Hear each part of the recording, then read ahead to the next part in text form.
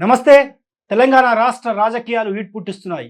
ఒకవైపు పార్టీ ఫిరాయింపుల పర్వం, మరోవైపు ఉద్యోగ నియామకాల కోసం నిరుద్యోగులు రోడ్డెక్కుతున్నటువంటి పరిస్థితి. ఈ నేపథ్యంలో రాష్ట్ర రాజకీయ పరిస్థితులపై సీనియర్ పొలిటీషియన్, కాంగ్రెస్ పార్టీ నేత మోత్పల్లి నరసింహులు మనతో ఉన్నారు. మోత్పల్లి గారు నమస్తే అండి. రేవంత్ రెడ్డి పరిపాలన 8 నెలల కాలాన్ని ఒక సీనియర్ పొలిటీషియన్‌గా ఎట్లా చూస్తారు? ఇప్పుడు మొదట ఒకటి చెప్పాల్సింది ఏంటంటే, లీడర్ అనేవాడు క్రెడిబిలిటీ అనేది బిల్డప్ చేసుకోవాలి.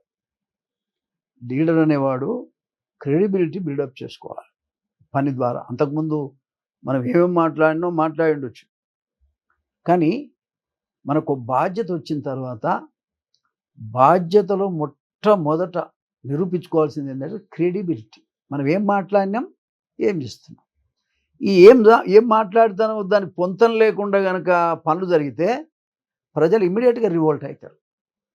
మీకు ఉదాహరణకి పార్లమెంట్ సీట్లు 64 సీట్లున్న కాంగ్రెస్‌కు 8 వచ్చినాయి. 8 అసెంబ్లీ సీట్లున్న బీజేపీ కూడా 8 వచ్చినాయి. అంటే క్రెడిబిలిటీ పెరిగినట్టా, తరిగినట్టా? అంటే మనం మాట్లాడేదాన్ని జనం పాజిటివ్‌గా తీసుకోలేదు కదా.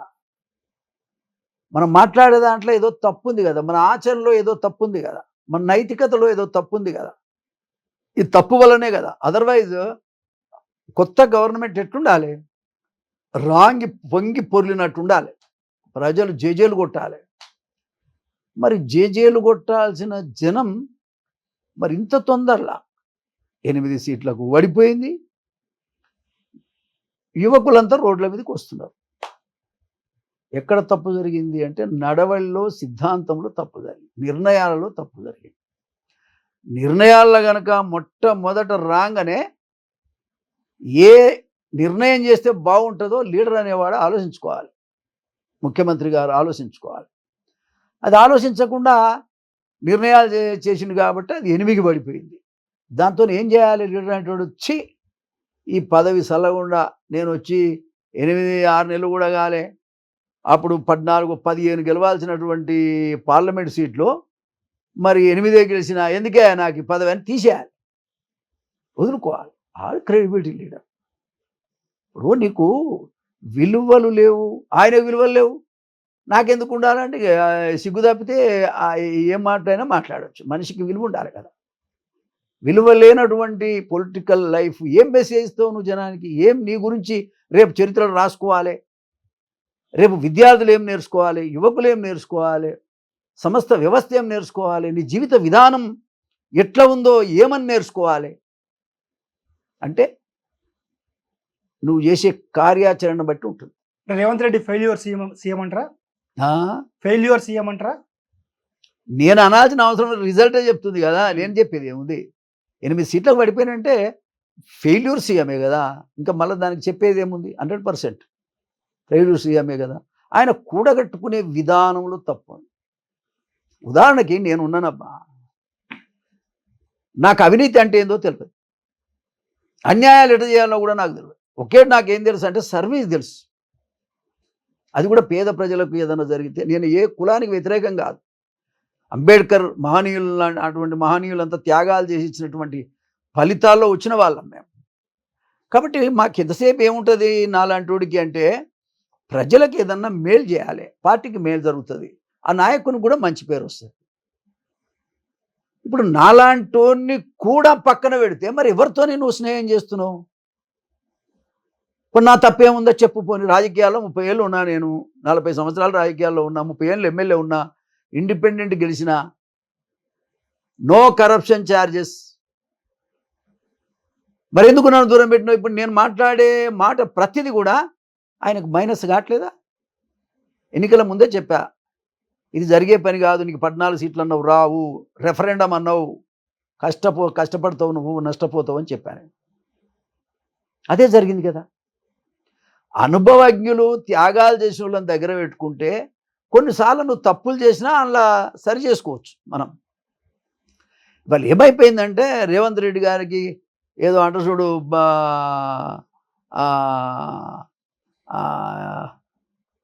ఏదో కోతికి ఏదో దొరికినట్టు అయిపోయింది.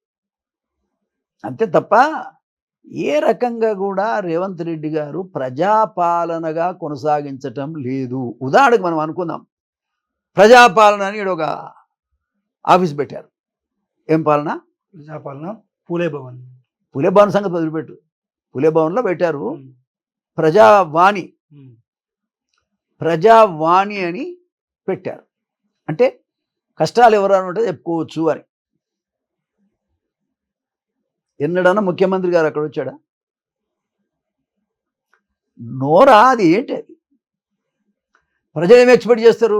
బా నేను కొంత ఫస్ట్ డే పోయా.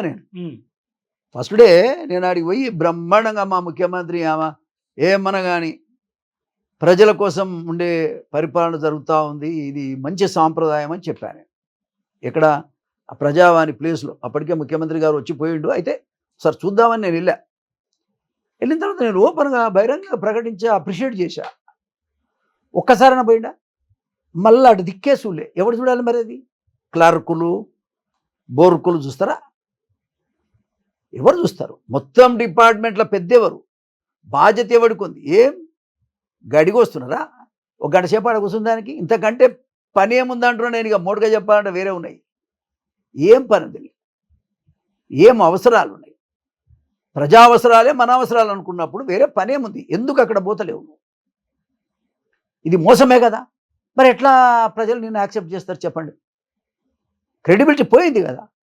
నువ్వు వస్తా అన్నావు, ఒకరోజు వచ్చినావు, పోయిన వాటి అర్థం ఇది. పబ్లిక్ అంతా ఏమనుకున్నారు? రోజు రేవంత్ రెడ్డి గారు వస్తారేమో, రోజు సమస్యలు పరిష్కారం చేస్తారేమో అని గుంపులు గుంపులు వచ్చి పాపం ఒక్క సమస్య ఈ రోజు వరకు పరిష్కారం అయినట్టు ఎవడు చెప్పలే.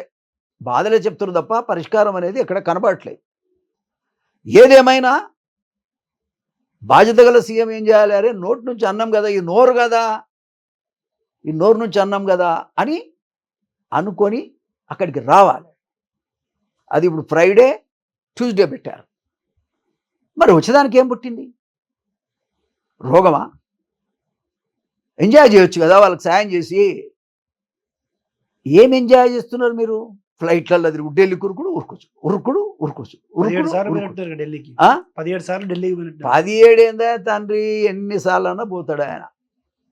ఆయన ముళ్ళు ఏం పోయింది? సొమ్ము ఆయనదా కాదుగా. ప్రభుత్వ సొమ్ము, ప్రజల సొమ్ము కరగబెడుతున్నారు అంతే.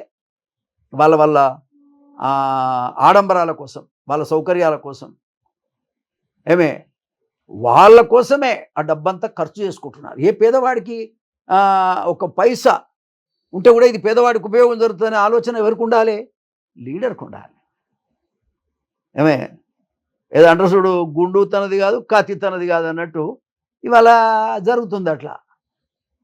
కాబట్టి ఇవాళ జరిగేది ఏంటంటే క్రెడిబిలిటీ అనేది రేవంత్ రెడ్డి గారికి ఉంటే బాగుండు. నేను ఆ పార్టీలో ఉన్నా, ఆ పార్టీ బాగుండాలని కోరుకుంటున్నాను.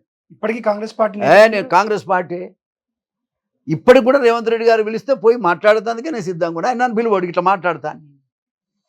అరే నువ్వు ఆ మాట అన్నావు కదా, ఆ ప్రజావాణి అన్నావు కదా, పోయిరా రాదని ఒక మాట అంట కదా నేను. అది వాళ్ళకి నచ్చదు గంతే. నేనేం పైరవికారిని కాదు. నా జీవితంలో నేను ఎన్నడూ ఎన్టీ రామారావు దయ వల్ల, తెలుగుదేశం దయ వల్ల 6 సార్లు గెలిచిన నేను మాట చెప్తున్నాను. కాబట్టి నేను నియద్దప్పే మనిషిని కాదు, నాకు అవసరం లేదు. రేవంత్ రెడ్డి సీఎం కావాలని మొట్టమొదట మీరు కాంగ్రెస్ పార్టీలో చేరినప్పుడు ఆన్ రికార్డ్ మాట్లాడారు. నీకు గుర్తుందా? గుర్తుందా? మళ్ళీ చెప్పు, మళ్ళీ అడుగు. రేవంత్ రెడ్డి సీఎం కావాలని మీరు ముందుగా కోరుకున్నారు. గతంలో ఇద్దరు కలిసి టీడీపీలో పనిచేశారు. మరి ఎందుకు మీకు అపాయింట్మెంట్ ఇవ్వట్లేదు? ఇప్పుడు నువ్వు అందులో రికార్డెడ్గా చెప్పాల్సింది ఏంటంటే, మోత్కుపల్లి నరసింహులు గారు మొట్టమొదట రేవంత్ రెడ్డి గారు సీఎం గారు కావాలని చెప్పింది మోత్కుపల్లి నరసింహులు. మీరు చెప్తున్నారు అంతేనా? మరి చెప్పినా కదా. అవును. కాంగ్రెస్ పార్టీలోకి ఇష్టం ఉన్నా లేకపోయినా అప్పటికి ఆయన మీద ఇంట్రెస్ట్ ఉన్న వాళ్ళు చాలామంది ఉన్నారు. అయినా నేను ఓపెన్గా చెప్తే ఏం జరిగింది చూడు నా పని. అంటే దళిత వర్గాల్లో మాట్లాడేటోడు ఉండొద్దు, దళిత వర్గాల్లో చరిత్ర కలిగినోడు ఉండకూడదు, దళిత వర్గాల గురించి మాట్లాడేటోడు ఉండకూడదు. కుక్కిన పేన్లాగా పడి ఉండాలి, కాళ్ళ కాడ పడి ఉండాలి, తాగిపిస్తే పడి ఉండాలి. ఎస్సీ ఎస్టీ బీసీలు మైనార్టీలు ఎవడైనా నోరు తెరవకుండా ఉండే వాళ్ళని పెట్టుకుంటారు. వాళ్ళు కావాలంటే చూడండి, మీరు లెక్క చూడండి. అదే రెడ్డి క్యాస్ట్లో తిట్టుకున్నా పర్వాలేదు, కొట్టుకున్నా పర్వాలేదు, వాళ్ళు మొగోళ్ళు. వాళ్ళు మిగతా కులాలంతా నోరు లేదు, ఉండకూడదు, వాడు మాట్లాడకూడదు, వాడికి భాష రాకూడదు, సమస్యల మీద అవగాహన ఉండకూడదు. అది ఇవాళ ఉన్న పరిస్థితి.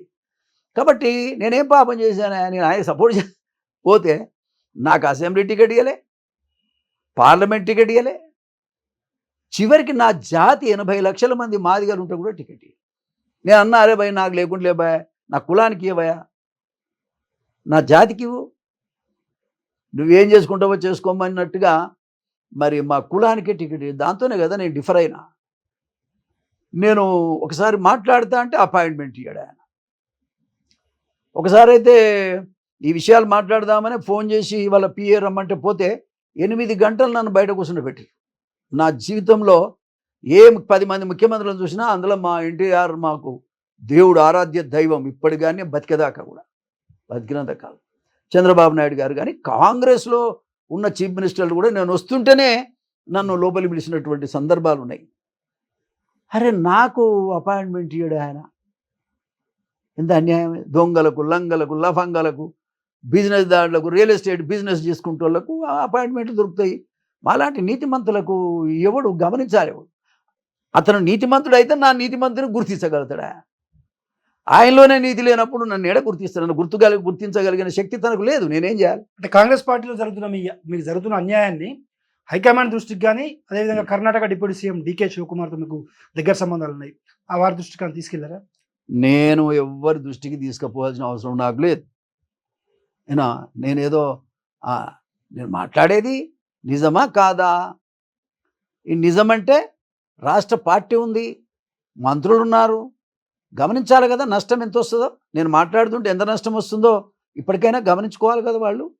నేనేమో శత్రువును కాదు కదా. మరి అటువంటిప్పుడు నరసన ఏంటి విషయం? పెద్ద పెద్దోళ్ళు ఇంట్లోకైతే ఊరికురికి శాల్వలు కప్పి పదవి ఆనే ఇచ్చొస్తుంది. ఏమి సొమ్ము? అవును, ఊరికి జితేందర్ రెడ్డి ఇంటికి పోయినా మరి శాల్వ కప్పే పదవి ఆనే ఇచ్చే. మన కేకే ఇంటికి శాల్వ కప్పే పదవి ఆనే ఇచ్చి మాట చెప్తాను నీకు. ఇవన్నీ ఎందుకు ఈ రకమైన తేడా కనబడుతుంది అంటే, తేడా తన లోపలనే ఉంది. వ్యవస్థాపరమైన ఆలోచన లేదు, సమన్యాయం చేయాలనే ఆలోచన లేదు, పేద వర్గాలకు పనిచేయాలనే ఆలోచన లేదు. అహంకారం ఈ రాష్ట్రంలో రాజ్యమేలుతున్నది. మరి ఈ అహంకారం రాజ్యం వెళ్తే మేమంతా ఏం చేయాలి? మేమేం చేయాలి రాజకీయాల్లో? నేను 30 సంవత్సరాలు ఎమ్మెల్యేగా ఉండి, 40 సంవత్సరాలు రాజకీయాల్లో ఉండి, మరిగా నువ్వు ఇంటర్వ్యూ అపాయింట్మెంట్ ఇవ్వనప్పుడు నేను బయట చేయాలి. రేపు నేను ఎందుకు చెప్తా? పార్టీ డిసిప్లిన్ ప్రకారంగా ఆయన దగ్గరే చెప్తాం ఉంటాం, గమనం ఉంటాం. ఇవాళ ఇంత అవమానకరంగా నా జాతిని అవమానపరిచి, నన్ను అవమానపరచడం వల్లనే నేను పార్టీకి సలహాలు ఇస్తున్నా. ఇది పద్ధతి కాదు, ఇగో ప్రజావాణి, నువ్వు వెళ్ళాలి. ఎందుకండి ఆ నిరుద్యోగ యువకులు బజార్లో పడాలి? ఎందుకు బజార్లో పడాలి? ఎందుకు వాళ్ళ ముళ్ళ కంచెలు వేసి కొడుతున్నారు? పాపం తగలదా? బిడ్డలండి, గవర్నమెంట్కి బిడ్డలు వాళ్ళు. ఉద్యోగాల కోసం ఆరాటపడి చదువుకొని ఆరాటపడుతున్నటువంటి చిన్న బిడ్డలని ముళ్ళ కంచెలు వేసి కొడతారా? అంతకుముందు ఆ పిల్లల దగ్గర పోయి మీరు ఏం చెప్పారు? సంవత్సరం లోపల 2 లక్షలు ఇస్తామని చెప్పారు ఉద్యోగాలు. జాబ్ క్యాలెండర్ వేస్తామని ఎన్నికల ముందే ప్రకటించారు. మీరు ప్రకటించారు, మీరు ఇస్తామన్నారు కాబట్టి వాళ్ళు అడుగుతున్నారు. పక్క సీఎం చంద్రబాబు నాయుడు గారు నిన్న కాకపోయినా ముఖ్యమంత్రి అయ్యిండు, 16,000 ఉపాధ్యాయ పోస్టులకి నోటిఫికేషన్ ఇచ్చేసిండు. ఏమండి, పెన్షన్లు 2 నెలలు ఇవ్వకపోతే ఆ 2 నెలలు కలిపి మొత్తం 7,000 రూపాయల పెన్షను ఒక్క రోజులోనే డిస్ట్రిబ్యూట్ చేసిండు. ఇసుక టెండర్లు పెట్టి పంచుకోదురా నాయన, ఎవడంటే వాడే దాని మీద కుంభకోణాలు చేస్తున్నారు. అది దేవుడిచ్చినటువంటి అవకాశం, దాన్ని అందరూ వాడుకోండి, ఫ్రీగా వాడుకో ఇసుక అని చెప్తున్నాడు. సిగ్గుండాలే జగనన్న, అలా చూశానా? లేదు, పవన్ కళ్యాణ్ని డిప్యూటీ సీఎం అయితే ఆయన ఫోటో అన్ని ఆఫీసులలో పెట్టమని చెప్తున్నాడు. మరి నా బట్టి విక్రమార్కది ఎందుకు పెట్టలేదు సార్? అంటే ఏమన్నట్టు నీ పెత్తనం? పెత్తందారీ రాజ్యం అన్నట్టే కదా. సమన్యాయం అయితే అంబేద్కర్ ఆలోచన విధానం, లేదంటే పెద్ద నాయకుల ఇందిరాగాంధీ ఆలోచన విధానం, లేదంటే గతంలో పరిపాలించిన వాళ్ళ యొక్క ఆలోచన విధానాన్ని నువ్వు పునికి పుంజుకోవాలి కదా. ఎంతసేపు ఒక ఏంది అది గుంపు మేస్త్రి అంటాడు ఆయన, గుంపు మేస్త్రి అంట. ఇక ఈ గుంపు మేస్త్రి కథ గట్లుంది. ఇది ఎంతవరకు సమంజసం, ఎవరికి న్యాయం జరుగుతుంది? దీంతో నష్టం తప్ప వ్యవస్థకు న్యాయం జరుగుతుంది. కరెంటయా, కరెంటు నిన్న 4 సార్లు పోయింది మా ఇంట్లో. ఇట్లా గత 2 నెలల నుంచి పోతూనే ఉంది. ఎవరు చెప్పాలి? ఊళ్ళల్లో పోతూనే ఉంది. కేసీఆర్ తప్పిదస్తుడు అన్నారు. ఆయన కంటే నువ్వు మంచి చేసింది ఏంది ఒక్కటి చెప్పు. పోనీ ఈ పలానా మేము చేసినామని చెప్పు. ఆయన ఇచ్చిన 30,000 ఉద్యోగాలు నువ్వు సర్టిఫికేట్ ఇచ్చినావంత పని అంతా ఆయనే చేసిండు. 30,000 ఉద్యోగాలు కేసీఆర్ ఇచ్చినాయే, నువ్వు ఇచ్చింది ఏముంది? 2 లక్షలు ఇస్తా అన్నావు కదా, ఇంతవరకు ఒక్క ఉద్యోగం నువ్వు ఇచ్చింది లేదు. ఏమన్నా అంటే కేసీఆర్ తిట్టుకుంటా కాలక్షేపం చేస్తుండే ఆయన. మరి అదేం సంతోషము? తిట్టి బూతులు తిట్టి, ముఖ్య సిద్ధాంతం లేనోడు, వ్యవస్థను అర్థం చేసుకోలేనోడు, ఎంతోమంది త్యాగాల ఫలితంగా వ్యవస్థ నిర్మాణం అయితే ఆ నిర్మాణాన్ని అర్థం చేసుకోలేనటువంటి పరిస్థితుల్లో ఇలా రేవంత్ రెడ్డి గారు ఉన్నారు. మాట చెప్తున్నా మీకు. కాబట్టి దాని ఫలితంగా ఉన్న పరిస్థితే ఇవాళ పోరగాలను కొట్టుడు, ఏ విధంగానైనా వ్యవస్థను సర్వనాశనం చేసే ప్రయత్నంలో రేవంత్ రెడ్డి గారు కనబడుతుండ్రు. మారమని చెప్తున్నాను నేను. రేవంత్ సర్కార్లో మీ మీ మీ మీ టీవీ ద్వారా నేను చెప్పేది ఏంటంటే మారవయ్యా. ఎందుకు? నాకు 70 ఏళ్ళు వచ్చింది, నాతో పంచాయతీ, నాకేమైనా పంచాయతీ పోని, నేను ఎస్సీ, నేనైతే ముఖ్యమంత్రి కాను కదా. ఏమే, ఒకవేళ నువ్వు అయినవే అనుకో, నువ్వు మారాలి కదా. గతంలో ఉన్న పద్ధతిలోనే బతుకుతున్నావు. కాబట్టి ఇది చాలా బాధ. ఒక ఇంట్లో 2 టికెట్లు ఇస్తారా తమ్ముడు? నువ్వే చెప్పు. ఇటు ఉద్యోగాలు ఇవ్వవు, మీ కులానికి మాత్రం ఒకనొకరు 2 టికెట్లు, 3 టికెట్లు. ఒకే సామాజిక వర్గానికి, ఒకే సామాజిక వర్గానికి, రెడ్డి సామాజిక వర్గానికి. అది కూడా నువ్వేం భయపడద్దు చెప్తున్నా నేను. నిన్న కూడా 18 మందికి ఇచ్చిండు కదా కార్పొరేషన్లలో. కార్పొరేషన్ నియామకాలు కూడా 18 మంది 18 మందికి 34లో 18 మందికి రెడ్డి కులస్తులకే ఇచ్చాడు. 11 మంది జనరల్ సీట్లు పార్లమెంట్ ఉంటే 7 సీట్లు ఆయన కులానికే ఇచ్చుకున్నాడు, రెడ్డి కులానికి. రెడ్డి రాజ్యం నడపాలనుకుంటుడు తప్ప పేదవాడి రాజ్యం అనేది కాదు ఇక్కడ. ఎవరైనా పేద రాజ్యం కావాలని కోరుకుంటారు. ఆయన మాత్రం రెడ్డి రాజ్యం కావాలని కోరుకుంటారు. కనబడుతుంది, నేను చెప్పేది కాదు, కళ్ళకు కనబడుతున్నాయి మనకి. ఇంత జరుగుతున్నా సీనియర్లు ఎందుకు మౌనంగా ఉంటున్నారు? ఎందుకు మాట్లాడలేని పరిస్థితి? ఇప్పుడు ఆ సీనియర్లు చల్లకుండా వాళ్ళు కాంగ్రెస్ పార్టీలు ఎవరైతే ఒరిజినల్గా ఉన్నారో, రేపు ఎవడన్నా తిరగబడతాడేమోనని తన సంఖ్యను పెంచుకోవడానికే ఇప్పుడు బీఆర్ఎస్ పార్టీలు అందరినీ లాగేసుకుంటున్నాడు.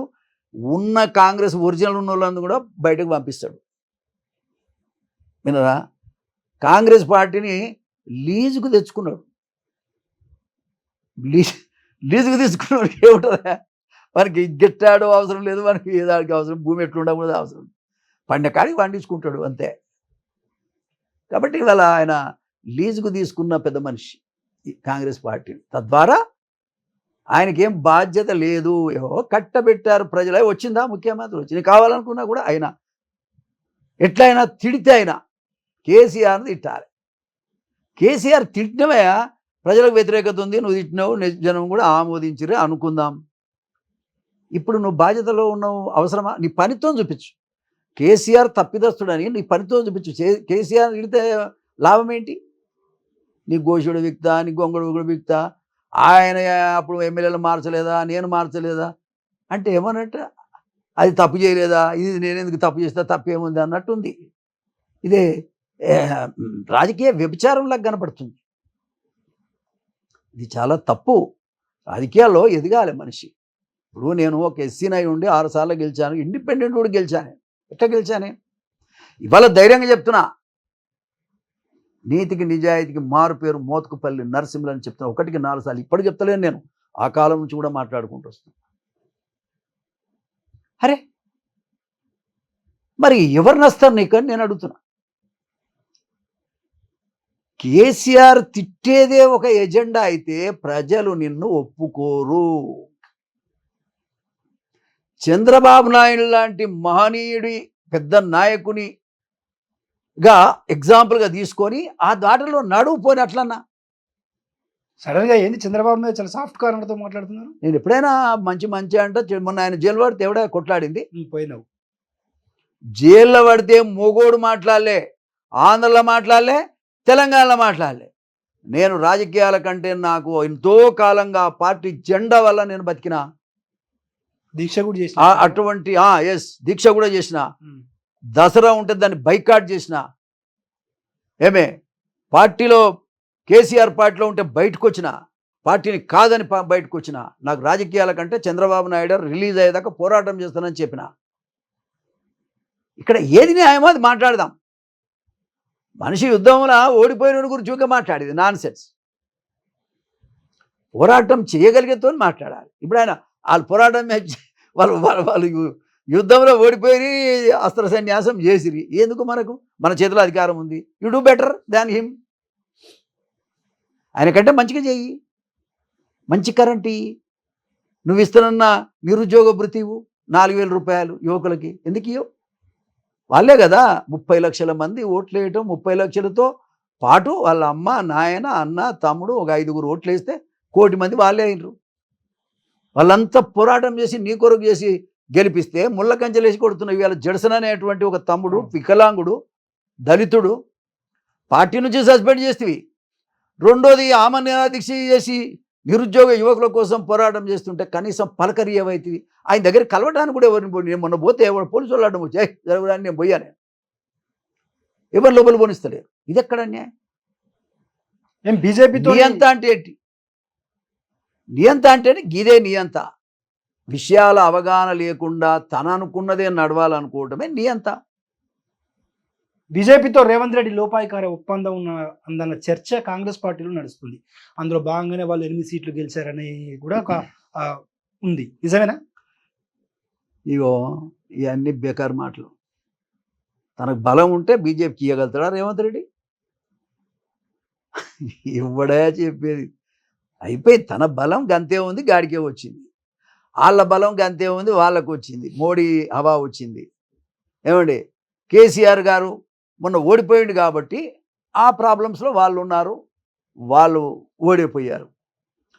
ఇక ఆయన ఈయన కేసిండు, ఆయన ఏమన్నా అంటున్నాడు, ఆడలేక గజ్జలు పాతయ్య అని ఆడవాడు. వానికి ఆడొస్తే గజ్జలు పాత అయితేంది, కొత్త అయితేందా? ఆడరాక. కాబట్టి రాబోయే కాలంలో జగన్ గతే రేవంత్ రెడ్డి గారు కూడా పడుతుంది. పార్టీ బతకాలి. పార్టీ బతకాలంటే పార్టీ హైకమాండ్ కానీ, పార్టీలో ఉన్న పెద్ద మనుషులు కానీ ఆలోచన చేసి బతికేయాలని నేను కోరుకుంటున్నా. నాకు మీరు పార్టీలో మాట్లాడే అవకాశం ఇస్తే నాకు ఇవన్నీ అవసరం లేదు. నేను పార్టీ ఏదో దాని ప్రకారం పోయే మనిషిని నేను. కానీ ఇది ఇన్ని తప్పులు చేస్తున్నా నోరు మూసుకొని ఆడగాక ఈడ చెప్పకుంటే 70 ఏళ్ళ నా అనుభవం ఏం కావాలి ఇది? అయినా ఈ పేద వర్గాలు 11 నీ కులానికే రెడ్లకే అయితే మరి బీసీలు అంతా చచ్చిరా ఈ దేశంలో, ఈ రాష్ట్రంలో?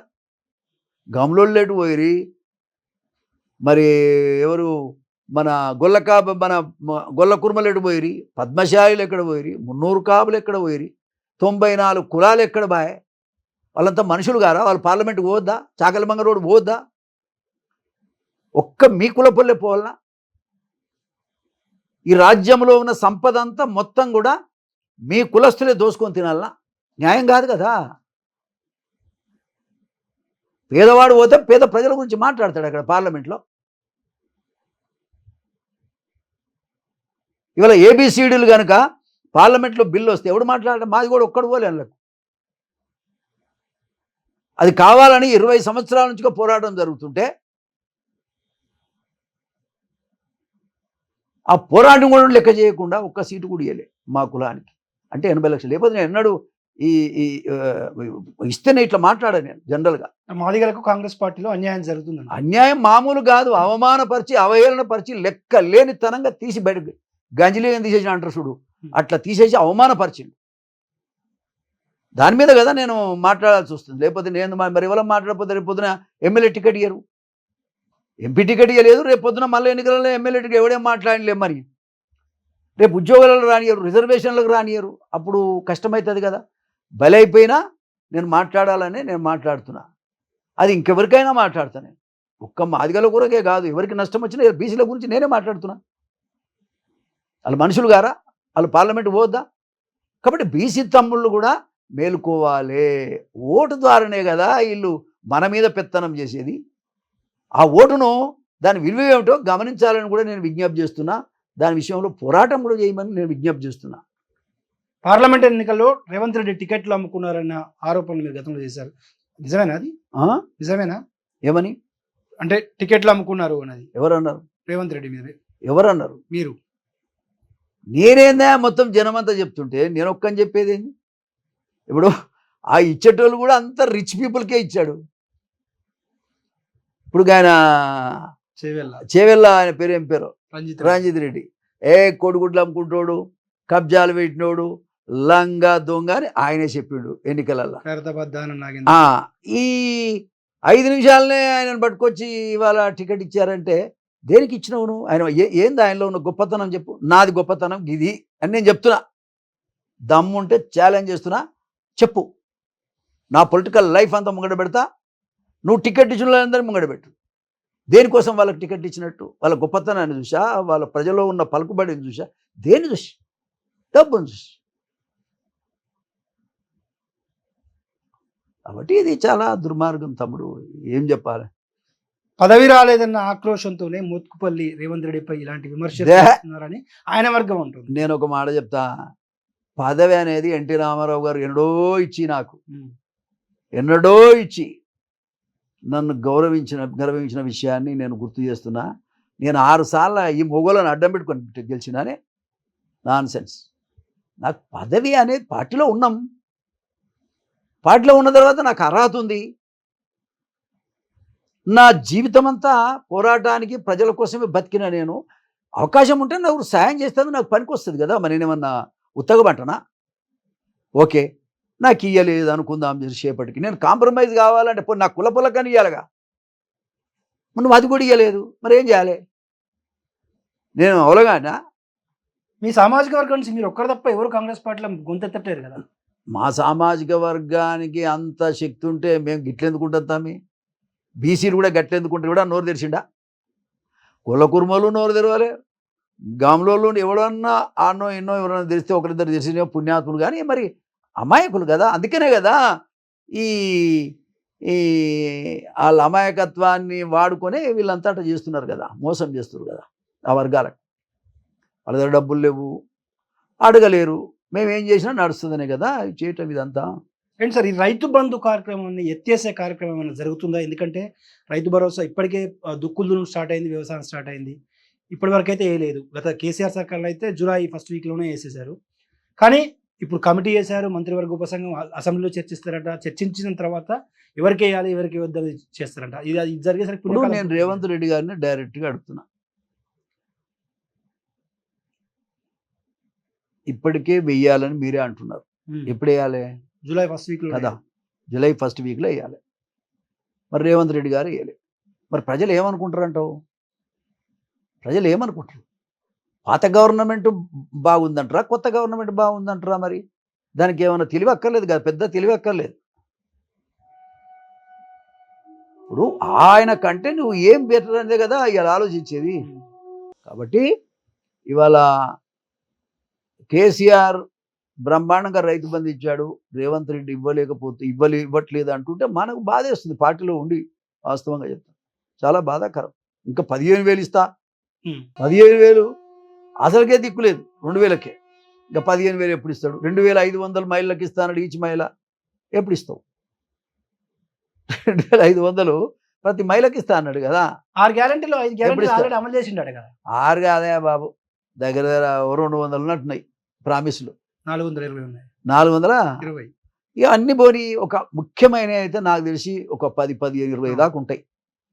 ఇప్పుడు నీకు నిరుద్యోగ భృతి అనుకో మాట మనం అనుకున్నాం, 10th క్లాస్ నుంచి డిగ్రీ వరకు మనం ఇవ్వచ్చు.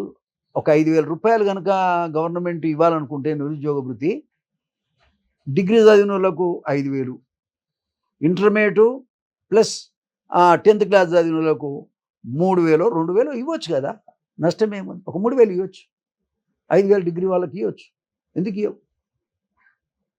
అరే కళ్యాణ లక్ష్మి పెళ్ళి అయిన లక్షల మందికి పెళ్ళిళ్ళు అయినాయి తమ్మి 6 నెలల్లో. పెళ్లి రోజు తులం బంగారం ఇస్తారు. తులం బంగారం లేదు, లక్ష లేదు, రుణం బంగారం లేదు. అమ్మ ఈయనకంటే ఆయన ఎవరా అన్నట్టు అంటున్నారు ఊళ్ళల్లో పోరగాళ్ళు వచ్చి. కార్డు కొట్టుకొని పోతే వచ్చేది, డబ్బులు రావట్లేదు. మరి ఇది ఏదో సన్న బియ్యం వండిస్తే ఇస్తాం, దొడ్డు బియ్యానికి అయితే మేము ఇవ్వమంటారు. అదే దొడ్డోట్లు ఎట్లా పడతాయి, సన్న రోడ్లు ఎట్లా పడతాయి? ఏదైనా కష్టం చేస్తేనే పడతాయి కదా. రైతుకు మేలు చేయాలనుకున్నప్పుడు నువ్వు ఇస్తున్నటువంటి మద్దతు ధర ఇవ్వాలి కదా. మద్దతు ధరతో పాటు అది బోనస్ ఇస్తాను, బోనస్ 500 రూపాయలు. 500 రూపాయలు ఇస్తున్నాడు. మరి ఎందుకు ఇస్తారు? ఇప్పుడు ఇవన్నీ రైతులతో ప్రజలతో ముడిపడి ఉన్నటువంటి స్కీములు కాబట్టి మరి ముఖ్యమంత్రి గారు యువకులను ముఖ్యంగా జడ్సన్ మీద ఏమన్నా అయితే మాత్రం పూర్తిగా రేవంత్ రెడ్డిదే బాధ్యత. నేను మొన్న చెప్పినా మళ్ళీ కూడా చెప్తాను. నిరుద్యోగ యువకులను కొడితే తల్లిదండ్రులు తిట్టరా, వాళ్ళ తల్లిదండ్రులు శాపనార్థాలు పెడతారు కదా. పాపం కాళ్ళ మీద పడుతున్నారండి వాళ్ళ పిల్లలు, పోలీసు వాళ్ళ కాళ్ళ మీద పడుతున్నారు. అమ్మాయిలు అయితే పాపం వాళ్ళని నెట్టేస్తుంటే దండం పెట్టి కాలు మొక్కుతున్నారు పాపం. ఇంతవరకు న్యాయం? రేవంత్ వల్ల ప్రాణహాని ఉందని గతంలో మీరు అన్నారు, ఏమైనా థ్రెటనింగ్ కాల్స్ వస్తున్నాయా? ఇప్పుడు సోషల్ మీడియాలో కానీ వీటి అన్నిట్లలో వచ్చేటి ఏంటి సార్? రకరకాలుగా అన్నీ బెదిరింపేగా. సరే నేను రాజకీయాలలో ఓ సీనియర్గా నేను అడ్వైజ్ చేస్తున్నాను అంతే. నాకు రేవంత్ మీద వ్యక్తిగతంగా ఉండేటోని అయితే ఫస్టే సీఎం కావాలని నేనెందుకు చెప్తా తమ్మి? ఆయన లోపల అంత కుళ్ళున్నది నాకు లేకనే కదా నేను చెప్పా ఆయన ముఖ్యమంత్రి కావాలని. నేనెందుకు చెప్తాను? నాకు ఆయన మీద వ్యక్తిగతంగా వ్యవస్థలో పార్టీ నడిచే విధానంలో తప్పు జరుగుతుందని చెప్తున్నాను నేను, అంతే తప్ప నాకేముంది పాపం అతని మీద నాకు వ్యక్తిగతంగా కోపం లేదు. సార్ కాంగ్రెస్ నేతలు పదే పదే బీఆర్ఎస్ పార్టీని క్లోజ్ చేస్తాం, భూస్థాపితం చేస్తాం అంటున్నారు. నిజంగా అది అయ్యే పనేనా? రేవంత్ రెడ్డితో అయితే కాదు, అది ఉన్నది చెప్తున్నా. ఆయన వల్ల కానే కాదు, అది అయిపోయింది. చెయ్యొచ్చు, బట్ అతని వల్ల ఆ ఫేజ్ అయిపోయింది. అతని మీద ప్రజలకు అంత ఇంట్రెస్ట్ లేదు, అది జరిగేది కాదు. ఏ పార్టీ అయినా ఎందుకు పోతామే? నిన్న వాస్తవంగా ఎన్నికల ముందు గనక తెలుగుదేశం పార్టీ గనక నిలబడి ఉండి నాయకత్వం సక్రమంగా ఉంటే ఆల్టర్నేటివ్ పార్టీ తెలుగుదేశమే, కాంగ్రెస్ కాదు. అది మొత్తంగా లేకపోవటం వల్ల కాంగ్రెస్ వచ్చింది. తెలుగుదేశమే గనక లైవ్లో ఉంటే 100% తెలుగుదేశమే. ఆల్టర్నేటివ్ కోసం ప్రజలు చూశారు, ఆల్టర్నేటివ్గా తెలుగుదేశం లేదు కాబట్టి ఓటు ఎవరికి వేయాలి? ఉన్న పార్టీ కాంగ్రెస్ కాబట్టి వేశారు. రేవంత్ రెడ్డి కోసమే చంద్రబాబు ఇక్కడ పోటీ పెట్టలేదన్న చర్చ కూడా నడుస్తుంది. ఇంకొక ఫేజ్ అయిపోయింది కదా, దానికి అయిపోయిన దానికి ఎందుకు అట్లా? నాకు చంద్రబాబు గురువు కాదు, సాచరుడు అంటాడు ఏంది రేవంత్ రెడ్డి? ఇక దానికి నన్ను అడిగితే నేను ఏం చెప్పాలి చెప్పు? ఆయన విజ్ఞతకు వదిలేద్దాం. మరి చంద్రబాబు సాచరుడు అంటే ఇద్దరు కలిసి ఒక క్యాబినెట్లో పనిచేసిరా చెప్పు? నేను చేసిన, మరి ఆయన చేసిండా? మరి ఏ రకంగా సహచరుడు అంటాం మనం? ఏనా గురువు కాదంటాం, గురువే మరి, కానీ ఆయన కాదంటుడు. మనం ఏమంటాం దానికి? ఏమంటాం? అట్లా కాదు, గురువు అన్నోని ముడ్డి మీద దాంతా అన్నాడు. గురువు అన్నోని ఎన్టీవీ ఇంటర్వ్యూలో ముడ్డి మీద దాంతా అన్నాడు. అంటే ఎవరి ముడ్డి మీద దాంతావు నువ్వు? ఇది రకరకాలుగా ఆలోచన చేస్తే రకరకాలుగా ఆలోచన వస్తుంది. ఎవరి ముడ్డి మీద దాంతావు అంటే? ఎవరినైనా దాంతావు, ప్రజలనైనా దాంతావు, చంద్రబాబునైనా దాంతావు, ఎవరినైనా దాంతావు, అంతే కదా దాని అర్థం. ఎంత ఘోరం సార్, ఎంత పాపం సార్. ఏంది గురువు అయితే? అవును నా గురువే, కానీ నేను రాజకీయాల్లో ఉన్నా, మా పార్టీ వేరు ఆయన పార్టీ వేరు అని చెప్పొచ్చు కదా కదా. కాబట్టి అదంతా అహంకారం. కుర్చీలో కూర్చున్నాక ఇటు దిక్కు 10 మంది, అటు దిక్కు ఎంతమంది చూస్తే ఎంతమంది కాలగర్భంలో కలిసిపోయారు. నా కళ్ళ ముందరనే ఎంతోమంది పోయారు కదా. ఎవరికన్నా గుర్తున్నారా ముఖ్యమంత్రులు ఎట్లాంటి? ఎవడని చెప్తారా? ఎంతమంది చెప్పగలుగుతారు? ఈ రాష్ట్రంలో ముఖ్యమంత్రులు ఎంతమంది అంటే మొదటి నుంచి. కాబట్టి కొంతమందే గుర్తుంటారు. ఫిరాయింపులపై గతంలో ఇదే రేవంత్ రెడ్డి ఒక పార్టీ ఎన్టీ రామారావు గుర్తుంటాడు ఈ రాష్ట్రంలో ముఖ్యమంత్రులుగా, మాట చెప్తున్నా. వైఎస్ రాజశేఖర రెడ్డి గుర్తుంటాడు కొంత ఆయన తర్వాత, మాట చెప్తున్నా. మరి ఇక మిత్రులు చాలామంది ఉన్నారు, వాళ్ళ పేరు ఎవడన్నా తెలిసి ఉండదు తప్ప అదర్వైజ్ ఎవరికి పెద్దగా గుర్తు లేదు. ప్రధానమంత్రులలో ఎవరు గుర్తు అంటే ఇందిరాగాంధీ గుర్తు వస్తుంది ఫస్ట్, కాదనట్టే చెప్తాం. పార్టీ మారిన ఎమ్మెల్యేలను రాళ్లతో కొట్టండి చెప్పిండు, గతంలో మాట్లాడిండు, కేసులు కూడా పెట్టిండు. మరి ఇప్పుడు ఈయన డైరెక్ట్ పోయి చేర్చుకుంటుండు కదా, ఎట్లా చూస్తారు? ఇంకా దాని గురించి చెప్పాలంటే పెద్ద స్టోరీ అవుతుంది. నేను చెప్పేది ఏంటంటే రేవంత్ రెడ్డి గారికి క్రెడిబిలిటీ లేదని మొట్టమొదటి చెప్పాను. ఇష్యూ ఏంటంటే ఆమె ఎందుకు తప్పు చేస్తుంది కాబట్టి నేను చేస్తా అన్నట్టుంది. కాబట్టి ఇవాళ ఆయన చేసే తప్పులు ఆయనకు ఒప్పులుగా కనబడుతున్నాయి. ఎందుకు? ఆయన సీటు పదిలం చేసుకోవాలి, ఎమ్మెల్యేలు ఎక్కువ మంది రావటం వల్ల కాంగ్రెస్ పార్టీలో ఉన్న కాంగ్రెస్ పెద్దలను కూడా బెదిరించే స్థాయికి రావాలి, అదిరించే స్థాయికి రావాలి, పార్టీ నుంచి బయటకు పంపే స్థాయికి రావాలంటే మిగతా పార్టీలు ఎమ్మెల్యేలందరినీ కూడగట్టుకొని ఆ పార్టీలో ఉన్న కాంగ్రెస్ పార్టీలో ఒరిజినల్గా ఉన్న వాళ్ళందరినీ బయటికి పంపే ప్రయత్నంలో రేవంత్ రెడ్డి గారు ఉన్నారు. కాబట్టి కాంగ్రెస్ పార్టీ వాళ్ళు కూడా జాగ్రత్తగా ఉండాలి. కాంగ్రెస్లో సీరియస్గా ఉన్న మంత్రులు కానీ ఎమ్మెల్యేలు కానీ జాగ్రత్తగా ఉండాలి, క్యాడర్ కూడా జాగ్రత్తగా ఉండాలి. అర్థం చేసుకోండి, ఆయనకేం బాధ్యత లేదు పార్టీ పట్ల. కాబట్టి ఏ ఒక్క కార్యక్రమాన్ని కూడా సరైన పద్ధతిలో అమలు చేయటం లేదు. ఇది కాంగ్రెస్ పార్టీ హైకమాండ్ కూడా గమనించు. పాపం పైన ఉన్న సోనియా గాంధీ, రాహుల్ గాంధీ వాళ్ళకి తెలియదు, వాళ్ళిద్దరు భారతదేశం అంతా తిరగాలి కదా వాళ్ళు. కాబట్టి అక్కడ ఉండే వాళ్ళని ఎవరినో కొద్ది మందిని పట్టుకొని వాళ్ళను మిస్గైడ్ చేస్తున్నాడు. ఇక్కడ ఆయన ఇష్టం వచ్చినట్టు నడుపుకుంటున్నాడు. అది విషయం. సరే, రైతులు నిరుద్యోగులు ఓట్లతోనే ఆయన అధికారంలోకి వచ్చిండు. ఇప్పుడు రైతులు రోడ్డు ఎక్కాల్సిన పరిస్థితి, అటు నిరుద్యోగులు అయితే ఉద్యోగ నియామకం కోసం ఎట్లా చేస్తున్నారో చూస్తున్నాం. టీఎస్పీఎస్సీ ముట్టడి, లాఠీ చార్జ్ ఇవన్నీ జరుగుతూనే ఉన్నాయి. నిన్న కూడా ఆర్ట్స్ కాలేజ్ దగ్గర నైట్ అంతా కూడా ధర్నా చేస్తున్నారు. ఎందుకు అసలు? అంటే ఉద్యోగ నియామకాలు నింపడానికి వచ్చిన ఇబ్బంది ఏంటి? నేను ఏమన్నా తమ్మి, ఇప్పుడు ఒక సమస్య పట్ల ఒక ఆలోచన చేయాలనేటువంటి తీరిక ఆయనకు లేదు. ఆయనకు తీరిక లేదు. ఈ తీరిక లేకపోవడం వలన ఈ సమస్యలన్నీ వస్తున్నాయి. పాపం ఈనాడు విద్యార్థులని, నిరుద్యోగ యువకులని కొట్టడం, చంపటం, వాళ్ళ ఉసురు పోసుకోవటం ఖచ్చితంగా రేవంత్ రెడ్డి గారికి అది ఆ మూల్యం చెల్లించక తప్పదు. దానివల్ల కాంగ్రెస్ పార్టీ నష్టపోతుందని నా బాధ. మంచి పరిపాలన ఉంటే కాంగ్రెస్ పార్టీ ఇంకో 10 ఏళ్ళు ఉంటుంది. కానీ వాళ్ళ ఆయన చేసే కార్యక్రమాల వల్ల కాంగ్రెస్ పార్టీ పూర్తిగా దెబ్బతినేటువంటి ప్రమాదం ఉంది. ఇవాళ నిరుద్యోగ యువకులు ఊరుకుంటారండి? వాళ్ళు ఊరుకోరు. వాళ్ళు అడుగుతున్నది ఏందండి? అన్నీ చేయగలిగే పనులే. టీచర్లు లేకుండా ఎవడన్నా బుద్ధి ఉన్నోడు, గవర్నమెంట్లో ఉన్న టీచర్లు లేకుండా స్కూల్ నడుస్తుందా? ఫుల్ ప్లెడ్జ్డ్గా టీచర్లను ఇవ్వాలి. అన్ని క్లాసులలో టీచర్లు ఉండాలి, అన్ని సబ్జెక్టులకు టీచర్లు ఉండాలి. చంద్రబాబు చేసినట్టు మెగా డిఎస్సి ప్రకటించాలని కోరుకుంటే ఏందో నేను 5,000 ఇస్తా, 10 బిచ్చం ఇస్తున్నావా? అసలు స్కూల్లో ఎవడు చెప్పాలయా? స్కూల్లో చెప్పేవాడు ఎవడు? స్కూల్లో చదువు లేకుండా స్కూల్ ఎందుకు అక్కడ, టీచర్ లేకుండా? కాబట్టి టీచర్లను ఈమని ఇవాళ గ్రామాలు అడుగుతున్నాయి, ప్రజలు అడుగుతున్నారు, నిరుద్యోగ యువకులు అడుగుతున్నాడు. తీసి బస్సులలో ఎత్తి నెట్టిట్లేస్తున్నారు. నిరుద్యోగుల ఆందోళన వెనుక బీఆర్ఎస్ నేతలు ఉన్నారని అంటున్నాడు. ఎవడైనా ఉంటాడా? ఎవడైనా ఆపద ఉందని అడిగితే ఎవడైనా, ఇప్పుడు నేను చెప్తలేనా?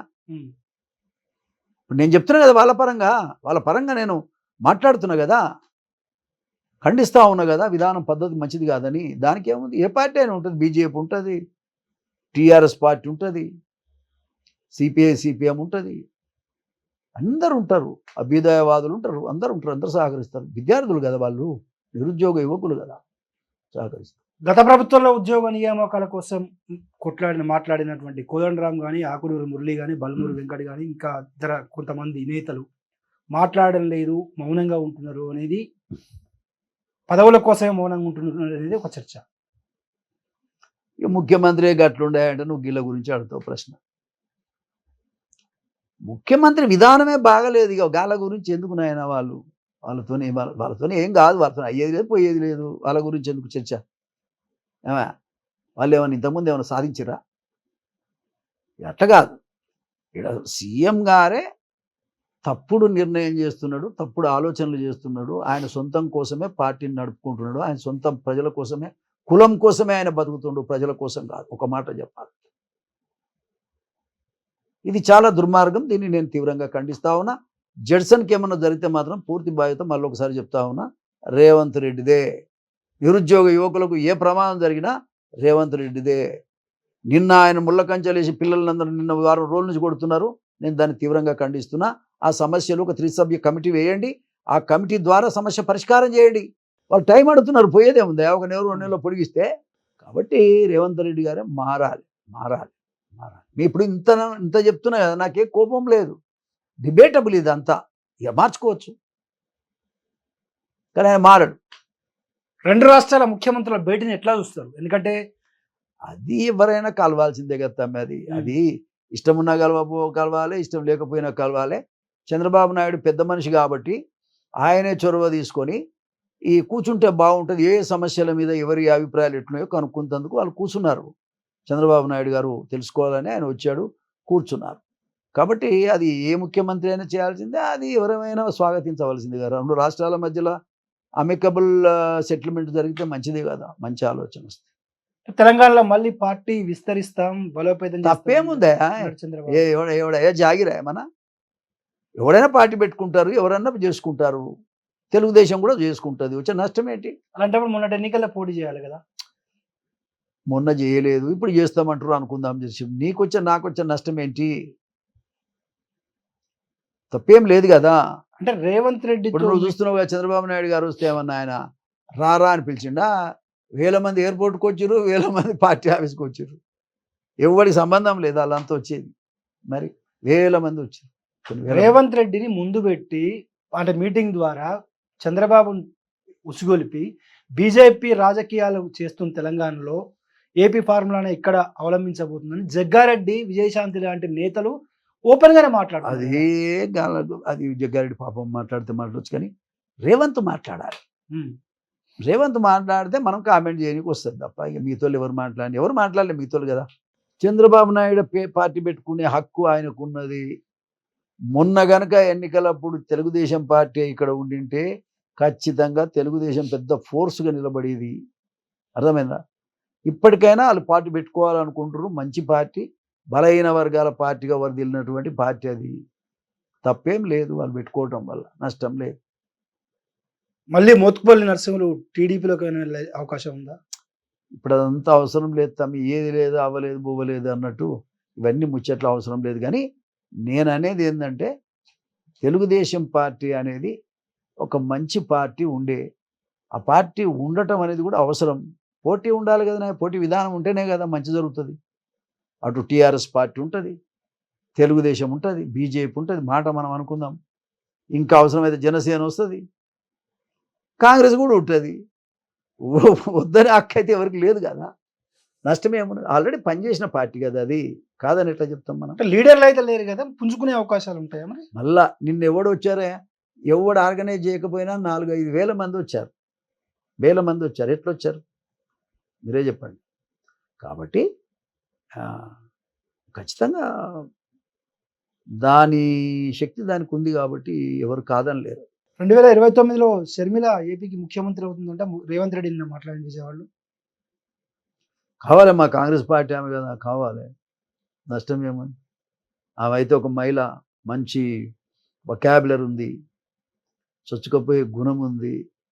అబ్బా ఎన్ని కిలోమీటర్లు నడిచింది ఆ అమ్మాయి, యాస్ట్ వస్తుంది మనకే. ఆమె నడుస్తుంటే మన కాళ్ళని వచ్చినట్టు అనిపిస్తుంది.